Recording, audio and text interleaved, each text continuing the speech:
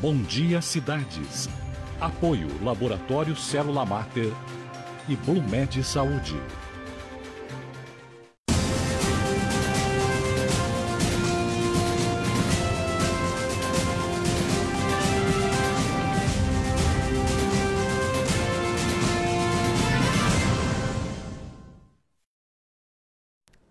Bom dia, 10 de fevereiro, quarta-feira, e está no ar mais uma edição do Bom Dia Cidades. 66 mil mulheres desenvolveram câncer de mama no ano passado, segundo dados do Ministério da Saúde. Mesmo com um número tão alto, a quantidade de mamografias, que é o exame necessário para detectar a doença, caiu pela metade durante a pandemia. Preocupada com a saúde, Ana Cláudia faz a mamografia uma vez por ano. A próxima já está marcada para março. Não é agradável? Não é, mas tem tanta coisa pior. Exame, às vezes, de Covid, que você vai lá e enfia o cotonete no nariz. Eu acho que é bem pior do que você fazer isso. E assim, não dá para pensar no exame que é ruim. Qual é o ganho que você vai ter disso, né? Assim, dura quanto tempo fazer um exame? 5 minutos, 10 minutos? Vai tomar banho, olha no espelho, levanta o braço, vê se há alguma deformidade e palpação da mama. Exame, mamografia, ultrassom nas mulheres mais jovens e a mamografia após os 40 anos, com periodicidade, vai ajudar a detectar lesões precoces. E isso é importante porque tratando mais cedo, melhor chance de cura. A mamografia é o principal exame para o rastreamento do câncer de mama, doença responsável por muitas mortes no Brasil.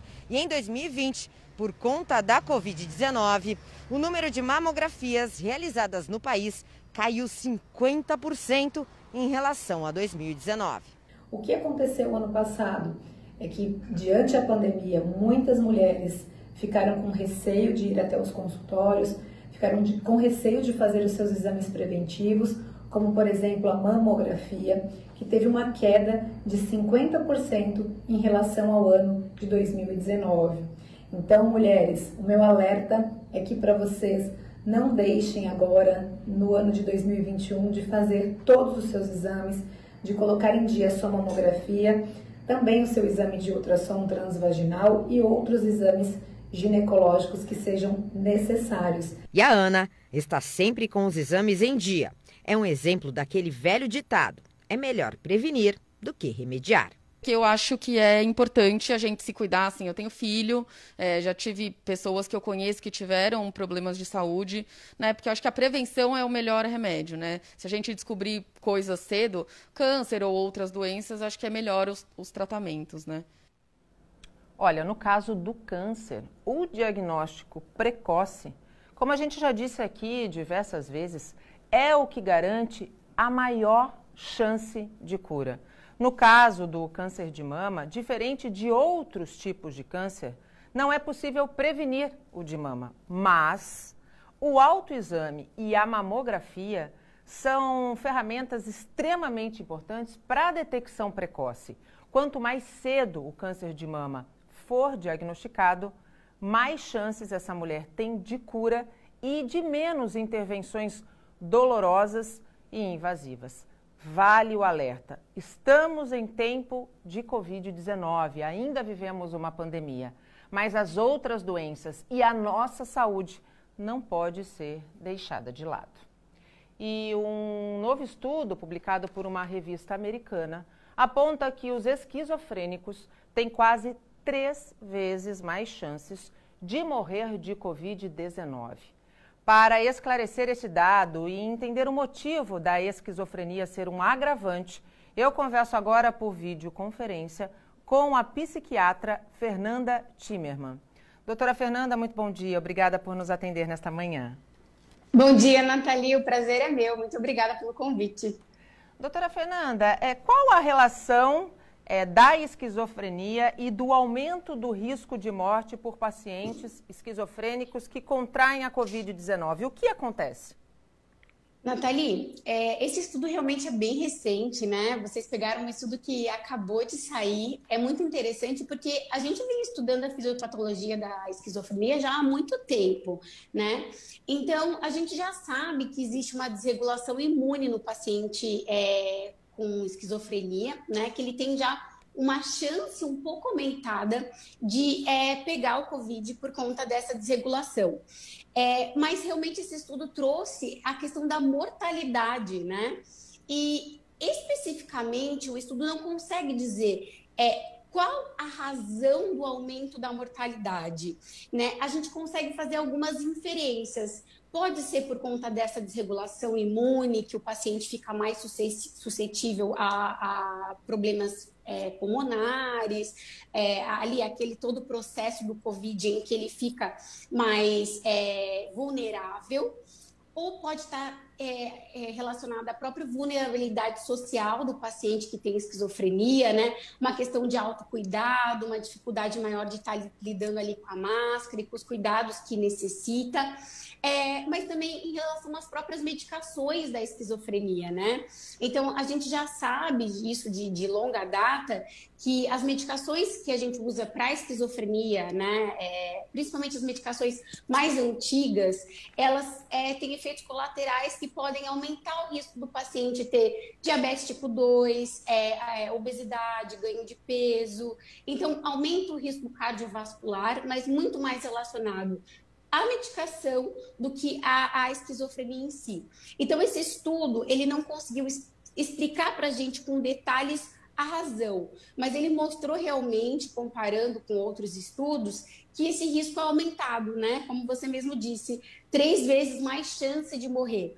Então, o que esse estudo traz para a gente a gente tem que cuidar dessa população, a gente tem que priorizar essa população na questão de vacinas, né? Quando a gente fala 3 vezes mais risco de morte, a gente está colocando a esquizofrenia logo atrás ali de idade. Então, a gente tem risco de idade, né, maior risco, depois esquizofrenia e depois as outras comorbidades, né, como diabetes, pressão alta. Então, a gente tem que olhar para essa população de uma maneira diferente depois desse estudo aí, que é muito interessante. Doutora Fernanda, como você bem colocou, essas pessoas, elas podem e devem ser vacinadas. Não há nenhum tipo de contraindicação das vacinas que hoje a gente tem à disposição, como a Coronavac e a de Oxford. Perfeito, não existe nenhuma contraindicação, na verdade é exatamente o oposto, a gente quer priorizar a vacinação desse grupo, né? Não necessariamente só dos esquizofrênicos, né? Antes desse estudo dessa revista americana, da JAMA, teve um estudo coreano que não colocou especificamente a esquizofrenia, mas que colocou as doenças mentais severas. E aí a gente pode incluir autismos graves, depressões graves, atrasos cognitivos, né, retardo mental, pacientes psiquiátricos graves. Esses pacientes, em geral, eles estão num risco maior de morte por Covid, né? Então, a gente teria que priorizar a população mesmo que tem uma doença, né? um transtorno mental. Né? A Associação Brasileira de Psiquiatria, ela chegou a lançar um ofício no dia 21 de janeiro, solicitando uma priorização para vacinação dessa população, né? Então, a gente está na briga aí para incluir os pacientes que fazem tratamento com a psiquiatria na lista para antecipar realmente o processo de vacinação desses pacientes. Doutora Fernanda, muitíssimo obrigada pelas informações e vamos torcer para que o Ministério da Saúde, as nossas autoridades de saúde, que são quem acabam regulamentando esse Plano Nacional de Vacinação contra a Covid-19, tenham esse olhar especial para essa população que é vulnerável e que, mais do que isso, a gente já sabe, se tem uma coisa que a gente já sabe da Covid-19 é que ela é uma doença sistêmica, né? E como uma doença sistêmica, ela afeta diversos órgãos, entre esses órgãos e sistemas estão os neurônios, né, que são extremamente importantes e que quando se perdem, então a gente não pode correr nenhum tipo de risco. Muitíssimo obrigada, viu, doutora Fernanda? Perfeito, obrigada, Nathalie, o prazer é meu. Tchau, tchau, gente, bom dia. E agora as informações atualizadas do sistema de travessia de balsas. A gente começa pela travessia lá do litoral norte, entre São Sebastião e Ilhabela. Existem 6 balsas e o tempo de espera é de 30 minutos. Santos e Guarujá, vocês estão vendo aqui na tela, são 7 balsas. O tempo de espera é de 15 minutos. Bertioga, Guarujá, uma embarcação, o tempo de espera de 30 minutos. Quem precisa fazer a travessia entre Santos e Vicente de Carvalho tem 3 barcas e espera 12 minutos, dentro do considerado normal pelo Departamento Hidroviário. Indo lá para o Vale do Ribeira, Iguape e Jureia, uma embarcação, meia hora. Cananéia e Ilha Comprida, também uma embarcação e também 30 minutos. Já a travessia entre Cananéia e Continente segue sem nenhum tipo de previsão para voltar a operar. Segundo o Departamento Hidroviário, a gente fala aqui todo dia com a expectativa de dar a boa notícia em breve a você que nos acompanha. Toda a estrutura do Atracadouro está sendo reconstituída e, por isso, ainda não há data para que essa travessia volte a funcionar. No sistema Anchieta Imigrantes, o movimento é tranquilo em todas as rodovias. Só na chegada à capital pela via Anchieta que o motorista encontra tráfego lento por causa sempre do excesso de veículos. O tempo é bom e a visibilidade é boa. Os motoristas com destino a São Paulo devem usar as pistas norte da Anchieta e da Imigrantes. Já a descida da Serra é feita pelas pistas sul das duas rodovias. A operação em vigor é normal e está em 5 por 5.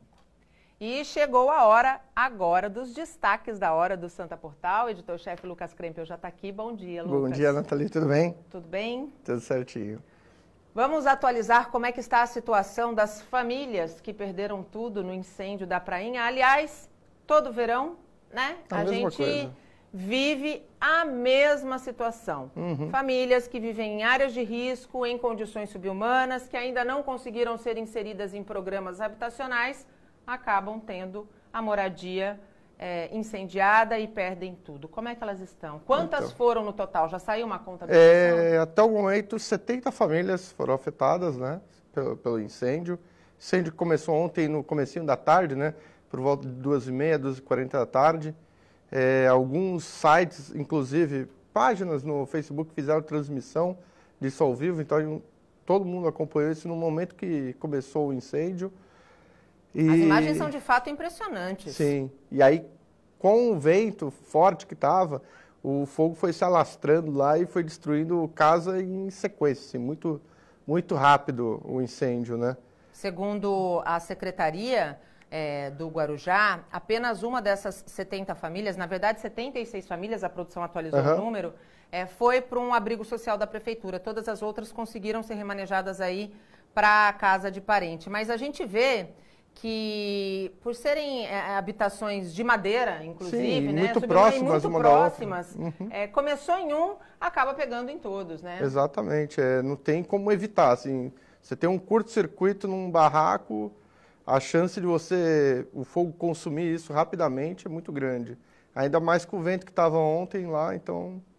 Inclusive, por conta desse incêndio na comunidade da Prainha, a visita dos ministros do Meio Ambiente e do Turismo, que estava prevista para fazerem uma visita técnica no Morro da Galheta hoje, às 10 horas da manhã, foi adiada, não tem data ainda para ser remarcada, justamente para que a atenção seja dada, né, a essas famílias. A gente sabe que agora está acontecendo o trabalho de rescaldo, né? O ideal é que todo mundo pudesse sair de lá e tivesse uma condição digna de vida, né? Exatamente, A gente espera que a solução venha rápido para eles, né? Porque essas famílias, elas, quando tem esses incêndios, perdem tudo, né? Perdem tudo. Então, não tem como ficar tempos e tempos num abrigo social, né? Elas vão ficar um tempo lá, mas... precisam reconstruir a vida com reconstruir dignidade, o quanto antes, né? Temos mais algum destaque? Vou deixar um pouco mais leve agora, né?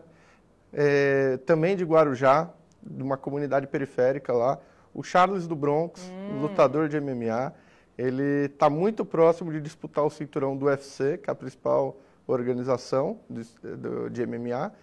E assim, são 8 vitórias consecutivas, e é um cara que sempre que ganha faz questão de exaltar a comunidade periférica de Guarujá. Mostrar que o esporte é transformação de vida. Exatamente. Né? E agora ele bem próximo, assim, está na campanha dele, fazer aquele trash talk, né, de provocar os lutadores. E tá na hora dele disputar, né? Vamos torcer para que ter essa confirmação logo. Se Deus quiser, vai ter a confirmação e vai sair... Já pensou? Campeão? Pô, o primeiro da Baixada. O primeiro da Baixada. Lucas, obrigada. Até amanhã. Imagina, obrigado. A seguir, recebemos aqui no estúdio o prefeito de São Vicente, Caio Amado. E ainda nesta edição, quase um ano depois da tragédia causada pelas chuvas, moradores do Morro da Barreira, no Guarujá, têm medo que o pior se repita. Eu volto já. Aqui quando chove, isso daqui, você não sai de casa, você não entra, você não pode fazer nada. Nada, nada, nada. A gente está aqui simplesmente esquecido pelo seu prefeito, que ele não está nem aí, porque a gente está pedindo socorro.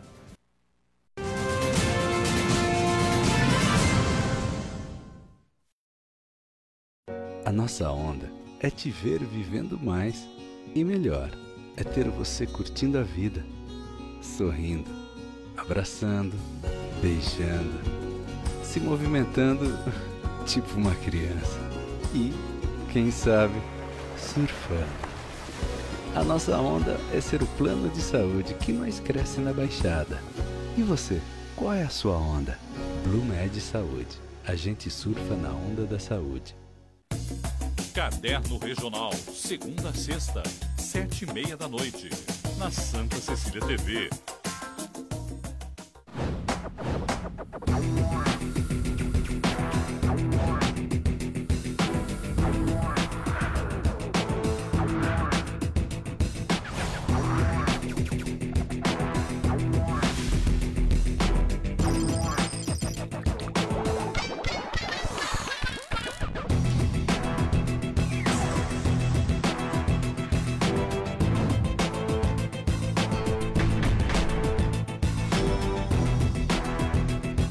A possibilidade de ser o primeiro traz responsabilidade e novidade. É como a espera do primeiro beijo, a escolha do primeiro carro e a tão sonhada conquista do primeiro apartamento. Residencial One, o endereço certo para uma vida nova. Seja o primeiro, seja o One, o residencial que une todas as facilidades do seu dia com praticidade e tecnologia. Faça uma visita. Vendas 981215353. Residencial One, Santa Cecília Empreendimentos Imobiliários.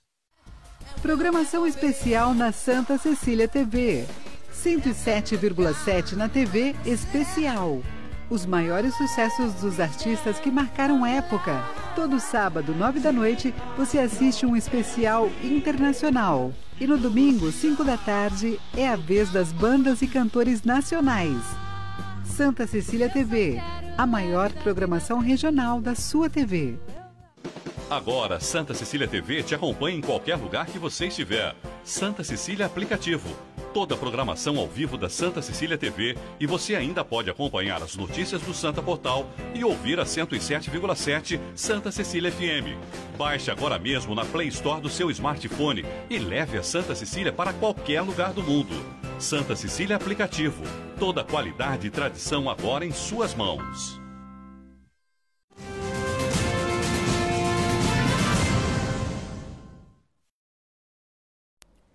Abrimos este bloco com o prefeito de São Vicente, Caio Amado, que está aqui no estúdio para falar sobre o primeiro mês de governo. Caio, muito obrigada pela tua presença, seja muito bem-vindo ao Bom Dia Cidades. Eu que agradeço, prazer estar aqui com você de novo e que a gente possa conversar um pouquinho sobre a nossa cidade, né? Sem dúvida. Caio, a primeira vez que você esteve aqui foi logo depois da eleição, uma vitória muito celebrada. E um mês depois, se você pudesse definir em uma palavra a situação de São Vicente, qual seria essa palavra? Dá para definir em uma palavra? Olha, acho que a palavra enfim, a gente aprovou um estado de calamidade financeira e sanitária, né? Então a palavra é uma palavra de calamidade com o que foi deixado, mas ao mesmo tempo esperança, porque eu acredito que a gente vai contornar essa situação. Eu tenho plena certeza que a gente vai contornar essa situação. Então, ainda que seja uma calamidade nesse momento, eu vejo com esperança que a gente vai resolver os problemas. Você imaginava, Caio, que o rombo fosse tão grande, 700 milhões? Você imaginava isso? A gente tinha uma noção que a cidade não ia bem, né? Não à toa, eu me candidatei e, enfim, até conversava com as pessoas isso na rua. Eu sei que a cidade não está boa, eu sei que vai ser difícil, mas um passo de cada vez a gente vai resolvendo os problemas da cidade. E eu nunca menti para as pessoas falando que num passe de mágica ou com uma varinha, não tenho varinha mágica, não vai ser num passe de mágica, vai ser com trabalho, a gestão tem prazos, as coisas acontecem no tempo da burocracia do governo. Agora, a gente sabe para onde a gente quer caminhar, como a gente quer chegar. Que era um cenário complicado, sim, todo mundo sabia, todo mundo que se candidatou tinha que saber. Agora, do jeito que foi deixado, esses 200, foi 700 milhões no geral em dívida, só que 200 milhões é dívida do ano passado para esse. Então, tem contas ali que deixaram de ser pagas, que são contas que não poderiam ser deixadas de ser pagas, porque dá um risco grave de se perder certidões, por exemplo, que a gente não pode de jeito nenhum deixar perder. Então, deixou de pagar parcelas de renegociação. Isso é grave. Gravíssimo. Isso, sabe, é algo que não se faz, assim. Então, são coisas nesse sentido que eu gostaria de não estar passando. Eu não gostaria de imaginar que eles deixassem dessa forma. Mas tudo bem, a gente está aqui agora para resolver e essa está sendo a minha postura. A gente pegou um problema e a gente resolve ele. Caio, certamente, e se eu estiver errada você pode me corrigir, eu acredito que as áreas mais desafiadoras da sua gestão são saúde e educação dentro de São Vicente. E pegando esse gancho, eu começo pelo CREI, né? O CREI não é um problema do seu governo, né? É um problema antigo, né? É um anseio da população que não vai a um hospital porque quer fazer turismo. Eu acho que todo mundo que procura um hospital procura porque está precisando de atendimento. E a gente sabe que a situação do CREI é devastadora. Não dá para a gente usar uma palavra que não seja essa, né? Falta médico, falta insumo, falta estrutura. Foi construído um hospital na linha vermelha que deveria ser para desafogar o CREI. Eu sei que não é fácil, tá, Caio, resolver, mas como tentar minimizar, entregar dignidade para esses moradores de São Vicente que não têm plano de saúde e que só podem recorrer ao SUS para um atendimento? Como resolver a situação do CREI? Não, com certeza você foi perfeita nessa análise. E o que a gente precisa? A gente precisa de um plano, porque é exatamente isso. Nos foi deixada uma situação.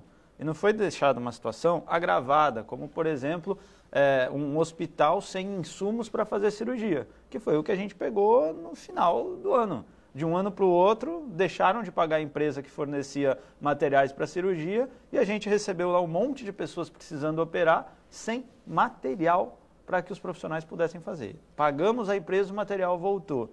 Isso é uma vitória, uma conquista, mas é uma de 1 milhão que a gente precisa ter, justamente por esse cenário calamitoso. Mas o que a gente tem? A gente tem um plano. Esses hospitais, por exemplo, esses PS da linha vermelha, do Jardim Rio Branco, eles foram construídos sem previsão orçamentária. Eles foram construídos sem que a prefeitura tivesse dinheiro em caixa. E hoje eles rendem à prefeitura um custo fechado, que passa aí os 400 mil.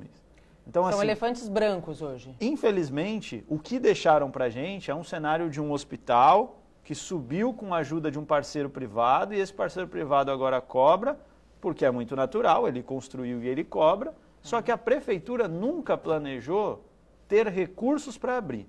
Então, o que a gente está fazendo hoje? A gente está fazendo hoje um grande estudo dessa rede de saúde na cidade, do CREI, dos PS, de tudo que tem, de pronto atendimento, de atendimento básico, de dimensionamento de pessoal. É um grande estudo que a nossa Secretaria de Saúde está fazendo para que a gente possa minimamente começar a entender como abrir esses outros hospitais, esses outros pronto atendimentos, que são 2 PS, né?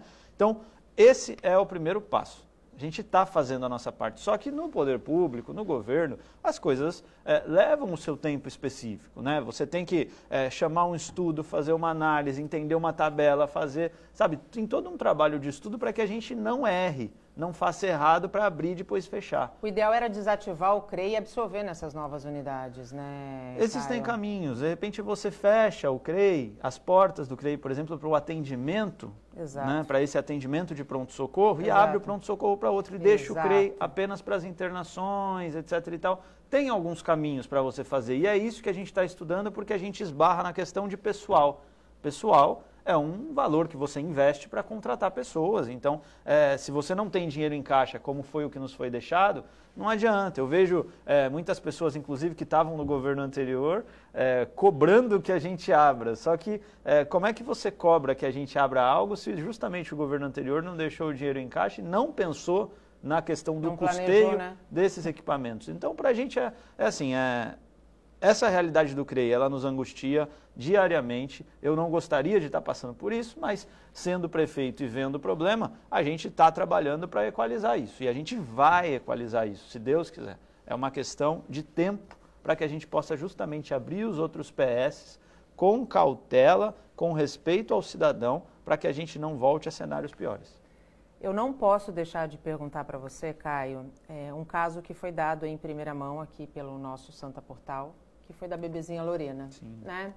Eu sou mãe, eu tenho uma filha de 8 anos e eu não consigo imaginar, sinceramente, a minha vida sem a minha filha, né? E assim, a gente sabe que o problema de cardiopatia congênita é um problema seríssimo na Baixada Santista. Há anos o Condesb tenta trazer para a nossa região um hospital referência. Hoje, quando isso é necessário, a gente depende de um sistema que é um sistema, na minha opinião, falido, desorganizado, que é o sistema CROSS, né?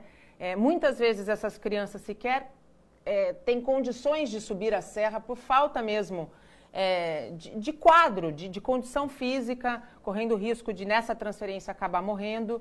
E ela foi mais uma vítima, né? A mãe da Lorena, ela foi a todas as instâncias, inclusive a instância privada, que lhe negou, né, atendimento. O plano de saúde, eles tinham um plano de saúde, era uma carência de 16 dias, o pai se prontificou a pagar a multa e mesmo assim a análise foi fria e baseada no artigo X do contrato assinado. E aí, sem outra alternativa, ela recorreu ao SUS, né, Sistema Único de Saúde, que é maravilhoso no seu plano, no seu ideal.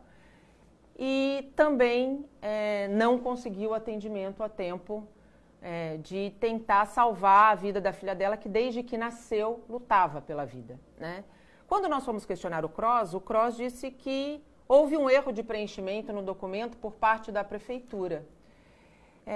Caio, o que aconteceu? Qual foi o atendimento prestado a essa família para que ela pudesse, pelo menos, ter a esperança de uma transferência? Deixando claro, antes de você responder, que cabe ao município atendimento de pequena e média complexidade. Alta complexidade, que é o caso de cardiopatias congênitas, cabe ao Estado, né? Porque o município tem um percentual, já investe muito mais e muitas vezes acaba até fazendo o que o Estado deveria estar fazendo. É muito estranha essa postura do CROSS, porque por todas as informações que a Secretaria, né, de Saúde apresentou, o CROSS foi preenchido com os dados específicos do Dante Pazzanese, onde a criança fazia já um acompanhamento médico por conta da sua doença crônica. Então, as informações que foram prestadas ao CROSS foram justamente informações do próprio hospital ao qual ela tinha acompanhamento. Então, é muito estranho querer jogar essa responsabilidade para o município. O município fez ali a sua parte, buscou dar aqueles atendimentos possíveis ali dentro do que estava e teve todo o cuidado. A enfermeira que estava lá nos colocou em contato com a mãe. Eu pedi para falar diretamente com a mãe em chamada de vídeo naquele momento. Isso era por volta, se eu não me engano, de 10h30, 11 horas da noite de sábado. Eu me reuni com a secretária de saúde, com a Michele, a gente estava junto, cada um em uma linha de telefone, tentando conversar. Falei com deputados, falamos com o pessoal de diversas esferas, Santa Casa, corremos atrás de todos os locais possíveis para que a gente pudesse dar um atendimento para essa criança com alguma especialidade maior, buscando uma UTI pediátrica para essa criança. Infelizmente, a gente tentou, mas dentro do que estava possível para a instância municipal não foi possível. E eu, diretamente com a mãe, a gente conversou ali por chamada de vídeo para tentar expor para ela que a gente estava usando os nossos maiores esforços, né? Isso era 11 da noite de um sábado. Só que, infelizmente, não deu tempo, né? A gente tinha a expectativa que no domingo pela manhã pudesse ser transferida. O CROSS pudesse ter feito a transferência dela para o Dante Pazanese, que é onde ela fazia tratamento. Que é um hospital referência. E é um hospital referência lá em São Paulo, só que infelizmente não deu tempo. Isso foi um caso também que me abalou demais e deixou todo mundo bastante triste com a situação. Eu só posso deixar aqui minha solidariedade aos pais da criança, e que a gente não passe por isso outras vezes, mas do que compete ao município, a gente fez o que poderia e ainda até os nossos esforços pessoais de tentar encontrar uma outra alternativa, nem isso foi possível conseguir. Pegando esse caso da Lorena, que é um caso que deixa explícito um problema que é antigo, que é a questão de falta de vagas de UTI pediátrica na Baixada Santista, pegando a questão de hospitais e unidades de saúde que foram construídas sem o menor planejamento para que elas pudessem ser equipadas, a gente sabe, e eu já disse aqui, que o município tem um percentual X de obrigação para investir na saúde. A maior parte dos municípios brasileiros investe muito mais do que esse X, né? E aí a gente sabe o quanto é importante a articulação através dos nossos representantes, deputados estaduais e deputados federais. As emendas parlamentares fazem grande diferença dentro desse cenário dos municípios. Nós temos deputados estaduais e deputados federais da nossa região eleitos. Alguns, inclusive, filhos da terra, filhos de São Vicente. E que, independente de serem filhos ou não, receberam votos dos vicentinos, né? E esperam, assim como o morador que o elegeu espera, que eles possam contar com a força que essa articulação tem. Como é que está o diálogo com esses deputados que podem efetivamente trazer emendas para o município de São Vicente e como é que está o diálogo com o governo estadual? Exato. Essa fala é perfeita. Todo deputado que eu encontro, eu já falo, deputado, eu preciso de recursos para custeio da saúde, porque o que a gente percebe é que a saúde hoje, na cidade, ela não se sustenta se não conseguir receber esses recursos externos. O que a gente tem de despesa é maior do que a gente tem de receita na pasta, e isso fica um desbalanço pelo que foi criado, que dá a ordem, por exemplo, de ter 48 milhões de reais que não foram pagos do ano passado para esse. É muita coisa. O governo do estado, eu já tive reunido com o secretário de Desenvolvimento Regional, Marco Vignoli, tive com o vice-governador Rodrigo Garcia, hoje mais tarde eu estou no Palácio dos Bandeirantes, eu estou buscando me movimentar por todos os caminhos possíveis, estou falando com todos os deputados da região, com deputados de fora da região, apresentando que a cidade tem problemas graves. A saúde é uma prioridade total, existem outras necessidades, mas a saúde é uma prioridade total e eu estou buscando me articular com todos os caminhos possíveis. Em breve vou estar em Brasília também, vou buscar o Ministério da Saúde, a gente vai apresentar esse plano. E o que eu tenho percebido mudou gestão, esse é o sentimento das pessoas. Até mesmo quando a gente é recebido no governo do estado, eles percebem essa diferença. Pelo profissional técnico, pelo profissional lúcido que vai lá com um plano de trabalho, querendo apresentar melhorias com seriedade, como eu tive na Secretaria de Habitação, com o secretário de Habitação do Governo do Estado, como eu estou visitando outras secretarias e percebendo que a própria forma de olhar para a cidade tem mudado com um respeito até maior por ver que existe um pessoal que quer fazer a diferença, um pessoal técnico qualificado. Então, nós estamos fazendo nossa parte, eu estou correndo atrás desses recursos, porque hoje na cidade, a saúde e a cidade como um todo não se sustenta se a gente não fizer duas coisas. Cortar recursos, tem que cortar despesas, a gente precisa cortar, enxugar essa máquina da cidade, enxugar esses contratos, rever contratos, que é o que a gente está fazendo, né? Anunciamos decretos para fazer esse tipo de medida. E também buscar recursos de fora, desenvolver a cidade, algo que a gente sempre falou, para além desses recursos. Parcerias público-privadas estão no radar? Estão no radar, sempre estão no radar, mas tem que ser planejada, né? Porque essa construção desses 2 PS foram parcerias público-privada. O problema é que foram parcerias que, num cenário de curto prazo, não foram benéficas para o município, porque não havia um plano para se abrir esses hospitais. Não havia um plano com dinheiro no orçamento para se abrir esses hospitais. O que havia era uma vontade de se inaugurar 2 prédios antes da eleição pela administração anterior. Então, o que a gente precisa agora é organizar esse plano, fazer com que exista de fato um plano, com recursos, com caminhos, com dimensionamento dos recursos humanos, né? As pessoas que vão trabalhar num, que vão trabalhar no outro, nada disso tinha, né? Tão preocupado a gente está com a saúde que a gente, inclusive, aprovou uma lei na Câmara, né, para contratar profissionais de forma emergencial para o enfrentamento 91 ao Covid. Médicos, né? Exato. Entre médicos, enfermeiros, auxiliar de enfermagem, 91 profissionais da saúde que vão estar na linha de frente do combate ao Covid.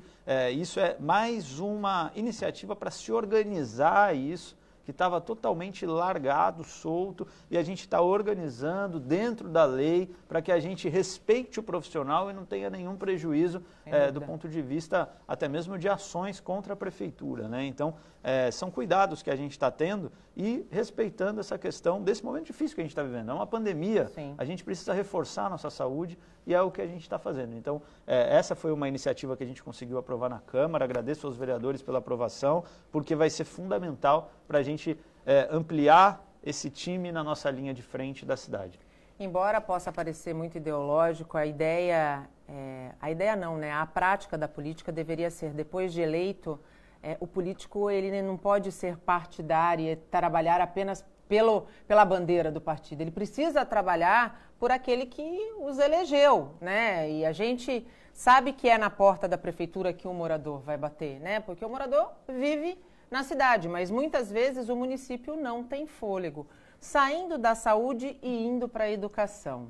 Caio, qual é a situação das escolas municipais e até 8 de março, que é a data prevista para a retomada das aulas presenciais, as unidades educacionais vão estar em condições seguras de receber professores e alunos?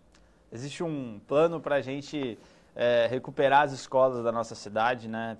Mais um ponto crítico que a gente recebeu, as escolas bastante largadas, né? Bastante depredadas, com obras inacabadas, com mato alto, pintura. Eu penso que justamente por conta da pandemia, os alunos estarem fora das escolas, acho que entenderam lá atrás que não precisavam dar manutenção ou cuidar dos espaços. Então, entregaram simplesmente abandonado, mas, mais uma vez, ok, tudo bem, foi o que entregaram. Agora é a nossa parte resolver. Não era o cenário que ninguém gostaria de receber, mas é o cenário que a gente está aqui para resolver. Então, o que a gente decidiu fazer, dado esse cenário crítico da cidade? A coisa mais, ao meu ver, a essência de tudo que nos coloca no mundo, que é a colaboração. A gente criou um formulário virtual para que as pessoas se inscrevessem para nos ajudar a arrumar essas escolas. Eu quero estar aos fins de semana ajudando nesse mutirão, botando a mão na massa para pintar, para capinar, para fazer o que for, e quero incentivar que as pessoas da própria comunidade também participem. Para minha grata surpresa, mais de 700 pessoas já se inscreveram nesse mutirão.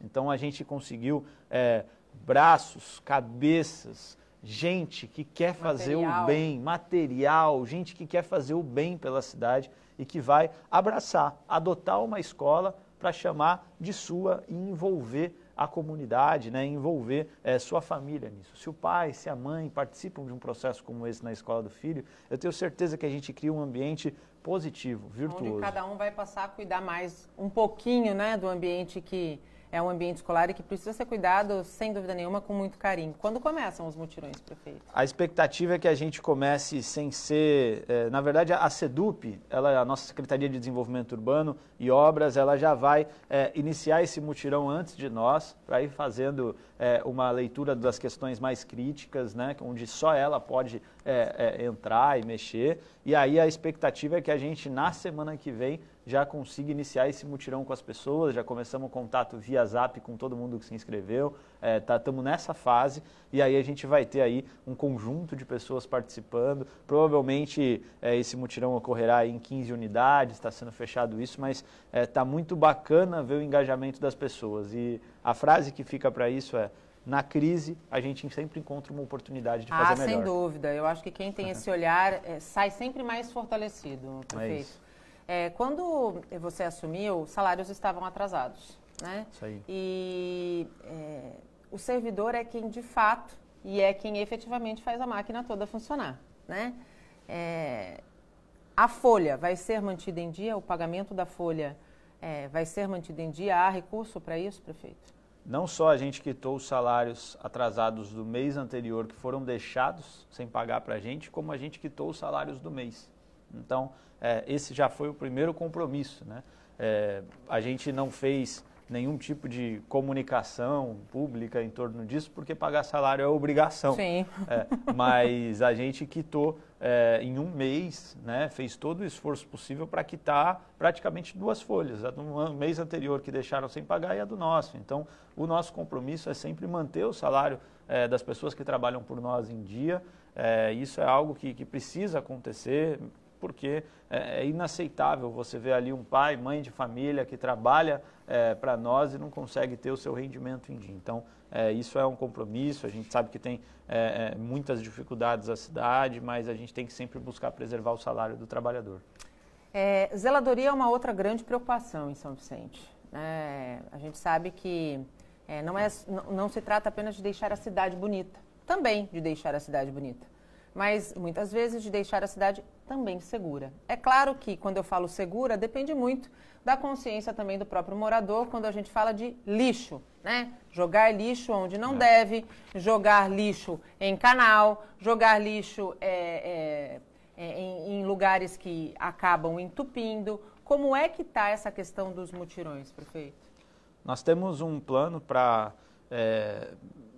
cuidar da cidade de uma forma geral. A gente fez um mutirão, um plano piloto, um projeto piloto, na verdade, de mutirão na Náutica 3, fazendo todo um trabalho de varrição, limpeza do canal, pintura de guia, um cuidar da cidade e envolver ali as próprias pessoas que passavam, olhavam e, enfim, conversavam, parabenizavam e falavam, poxa, a gente quer ajudar a manter isso aqui cuidado. E que bom que a prefeitura chegou aqui.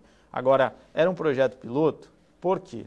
O que a gente identificou logo que a gente chegou na questão da zeladoria da cidade? Primeiro, estoques vazios. E aí, estoque vazio, o que é isso? É você falar que você precisa de 50 mil sacos de lixo no mês e você encontrar lá 5 mil, 10% do que você precisa.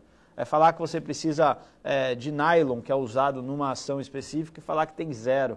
É falar, sabe, então, os estoques zerados, e a gente precisou de forma emergencial, trabalhador sem EPI, sem estoque de EPI, sem nada. Então, de forma ali emergencial, a gente já começou nesse primeiro mês a trabalhar, ver onde a gente conseguia buscar tanto os recursos como a capacidade de compra e conseguiu botar trabalhador com EPI na rua um mês depois, graças a Deus. O trabalhador que vai para a rua tem que estar com EPI para prestar esse serviço. Sem dúvida. Né? É fundamental a proteção para que ele possa ter um rendimento melhor. E para além disso, a gente conseguiu já começar a organizar.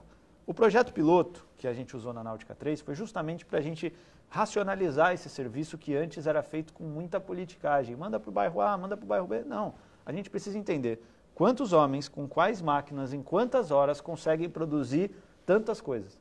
A partir desse dimensionamento, a gente consegue entender, então eu preciso de tantos homens, de tantas máquinas, em tantas horas eu consigo passar por tudo.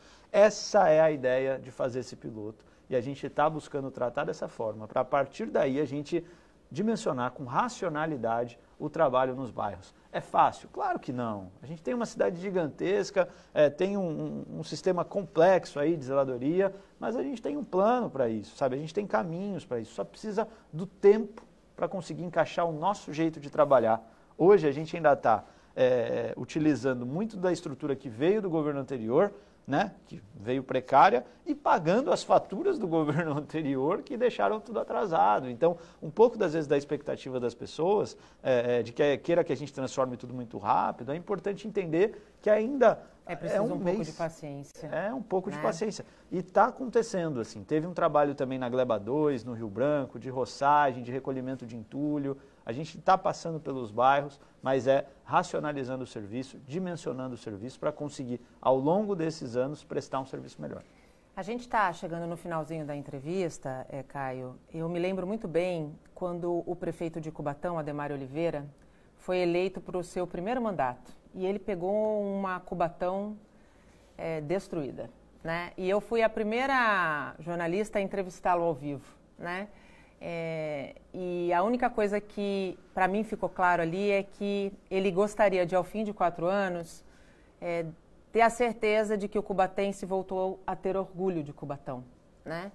Não foi um trabalho fácil, os 2 primeiros anos do prefeito de Cubatão. Foram anos muito difíceis, de medidas muitas vezes bem difíceis de serem tomadas, mas ao fim de 4 anos a casa estava em ordem e agora, no segundo mandato dele, ele disse que as obras efetivamente têm condições de começar. Eu espero que você consiga fazer esse caminho em menos tempo, né? É claro que eu acredito que o primeiro ano vai ser um ano realmente de medidas mais austeras, de colocar a casa em ordem, para a partir do segundo ano, sim, se planejar medidas mais efetivas. E eu torço mesmo, Caio, para que você consiga transformar a realidade de São Vicente com um olhar não apenas para 4 anos, mas com um olhar para os próximos anos, independente de você estar ou não sentado na cadeira. Porque essa é a missão do gestor público, né? O gestor público não pode pensar que ele vai ficar apenas 4 anos e se servir da política por 4 anos, né? Porque ele está brincando com vidas, ele está lidando com vidas, ele está lidando com esperança, ele está lidando com sonhos. Então, assim, que você em 4 anos consiga planejar São Vicente para os próximos anos, para as próximas gerações, e que você tenha do teu lado um time de técnicos competentes, porque eu acho que se tem uma coisa que a política mostrou é que quando a gente tem pessoas técnicas competentes, independente de serem ou não indicadas, a coisa dá certo, né? É deixar de lado a politicagem para exercer a política na sua essência, né? Para o povo, essencialmente para o povo. Muito obrigada pela tua participação, pela tua disponibilidade de estar aqui. Eu te desejo sabedoria e torço mesmo para que daqui a algum tempo a gente possa estar tendo uma conversa e estar dando boas notícias. E o meu desejo maior é que você consiga resolver a situação do CREI para os moradores de São Vicente. Seja lá qual for a saída, mas que eles sejam atendidos de maneira digna, decente. Muito obrigada. Eu que agradeço. É planejar a cidade para os próximos 12, para os 500 anos dessa tão bela São Vicente e trabalhar muito esses primeiros 4 anos. E se Deus quiser, a gente vai trabalhar muito. Vai pôr a casa em ordem. É o grande objetivo, organizar a cidade, fazer o povo da cidade ser feliz morando lá. É isso que a gente quer, com orgulho da história da cidade tão rica, a primeira vila do Brasil. E, com certeza, a saúde ela vai ter outra cara. É só uma questão de tempo para a gente conseguir fazer o sistema andar do jeito que a gente quer. E vai dar certo. Muito obrigado pelas palavras. Que Deus abençoe todo mundo aí. Que Deus abençoe a todos. A seguir, mutirão da dengue percorre bairros da Ponta da Praia, em Santos. E ainda, oportunidade na crise. A história de 2 famílias que encontraram no ramo das geleias a renda extra que tanto precisavam para se inspirar e dar conta de todos os sonhos. Não sai daí. Um filho fez a identidade visual, outro filho abriu a empresa, né? Outra, aí foi crescendo tanto, que precisei de mais braços. Tudo é a gente que faz, então eu produzo as geleias, a gente faz as embalagens, corta a mão uma a uma, carimba uma a uma, tudo com um carinho muito especial.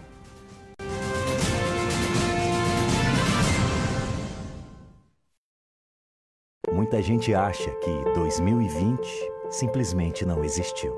Mas aqui no Célula Mater, o ano foi um dos mais intensos. A gente precisou entender o momento para se adaptar, transformar, evoluir. Tudo novo com o objetivo de sempre preservar a vida. E pode escrever, para 2021, a nossa dedicação só não será maior do que a certeza de continuarmos ao seu lado.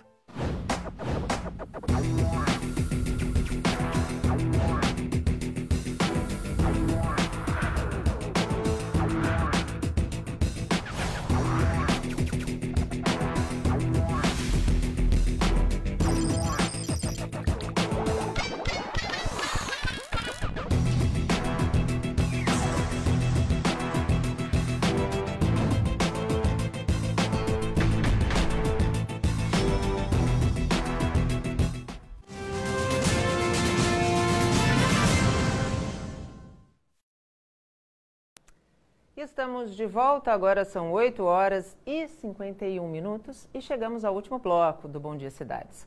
Com a pandemia da Covid-19, o vírus ficou em evidência, mas a gente não pode deixar de ficar atento a outras doenças como a dengue. Nós já falamos aqui da questão da prevenção do câncer de mama, vamos também falar da dengue, porque esse período do ano é um período muito propício para o aumento no número de focos do mosquito. E para alertar a população, um mutirão de 96 agentes da Prefeitura vão percorrer imóveis da Ponta da Praia em Santos. E quem vai acompanhar toda essa ação é o repórter Fabiano Roma.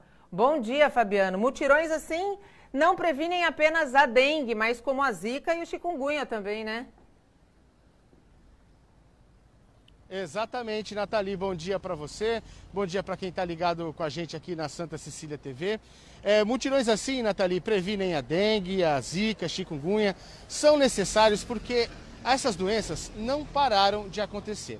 Olha só, de janeiro, do começo do ano até hoje, aliás, foram 7 casos de dengue, 7 casos de chikungunya aqui na cidade. A gente tem um histórico aqui, olha, de 2019 foram 150 casos, 2020 foram 326 casos, mais que dobrou.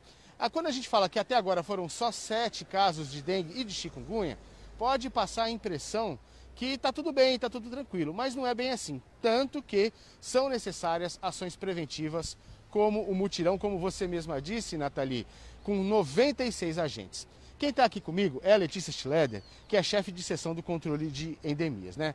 Letícia, é importante, né, essencial até, que essas ações aconteçam, não é isso?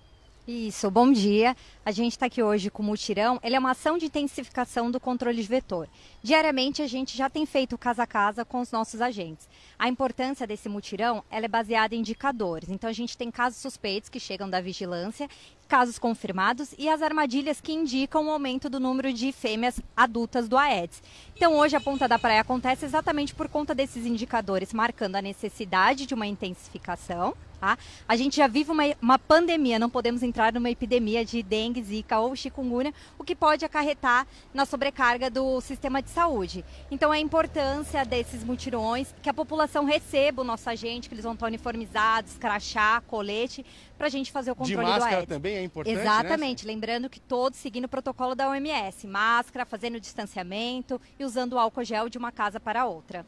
Letícia, a gente sempre fala isso, mas nunca é demais repetir, porque tem gente que parece que até hoje não sabe, né?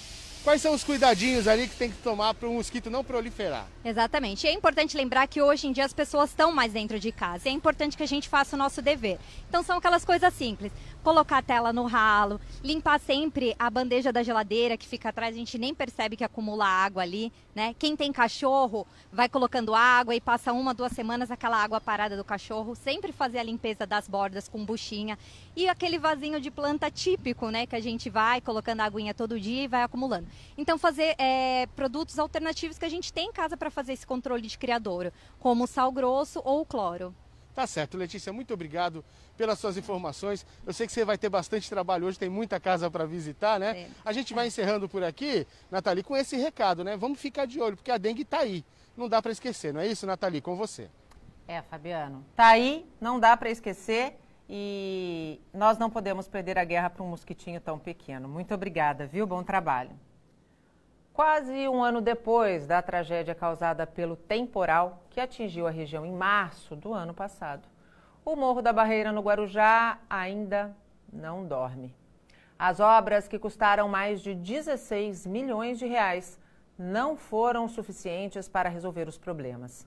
Os moradores, claro, têm medo do pior. Tudo aterrado. Assim está o Morro da Barreira hoje. Quando não chove, a vida segue, mas é só o tempo virar. Preste atenção nessas imagens gravadas por um morador. Tudo vira um enorme rio de lama. Lembra a tragédia de Brumadinho, em Minas Gerais. Torna um pântano. Difícil de andar, difícil de se locomover, ninguém sai de casa. Ninguém pode entrar em casa, porque a rua alaga por completamente, carro, nem a pé você consegue passar.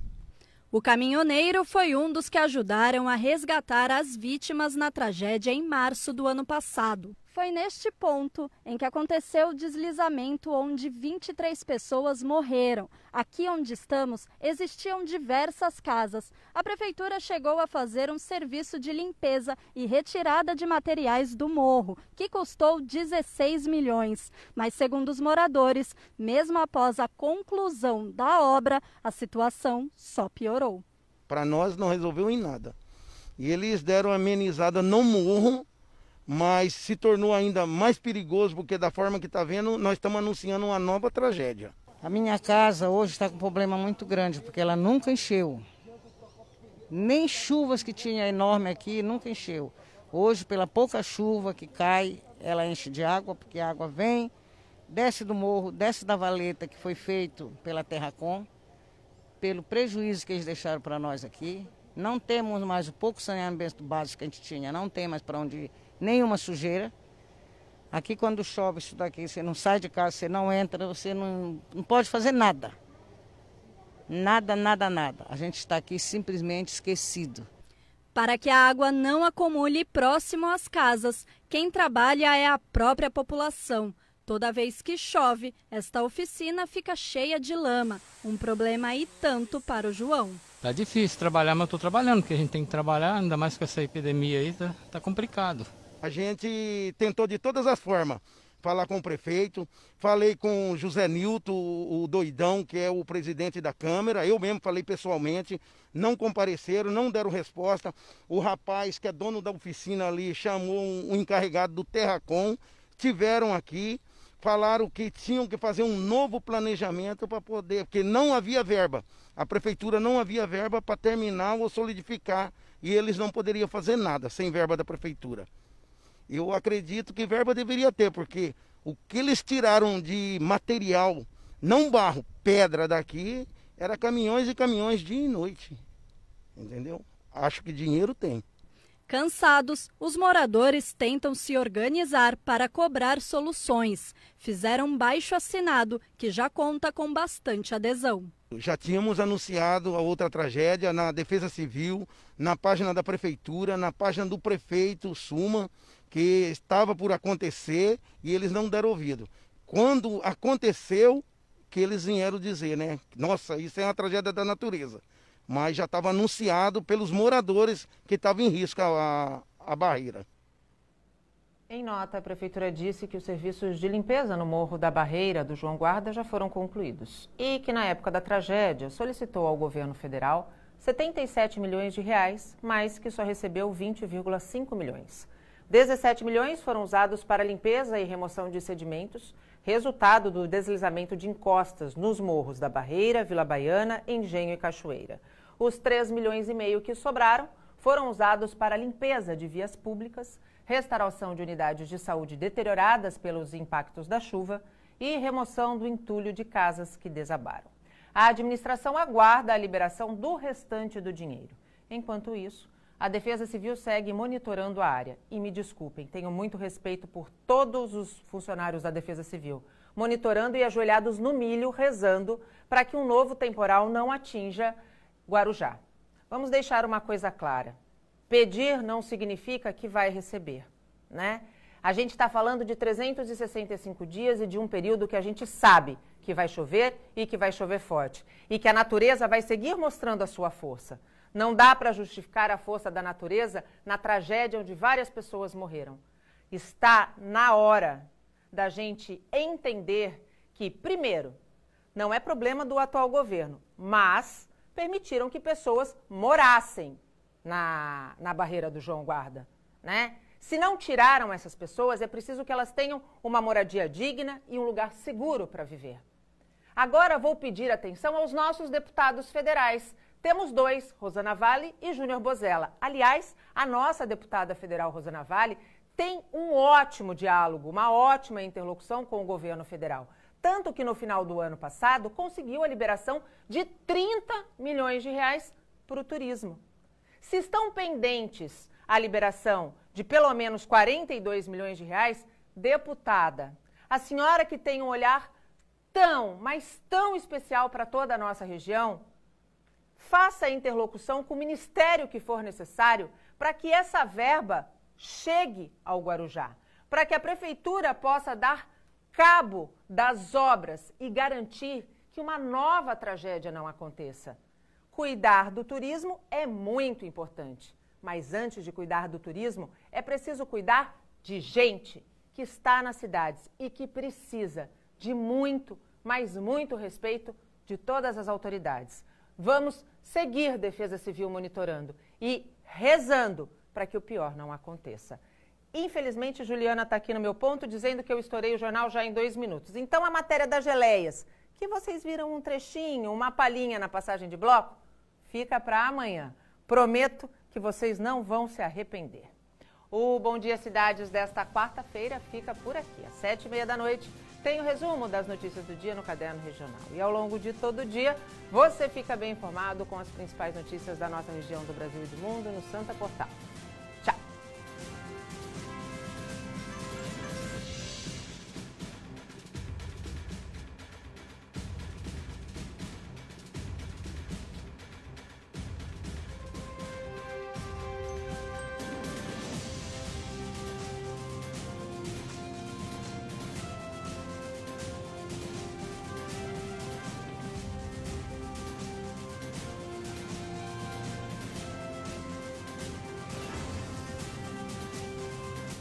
Bom Dia Cidades.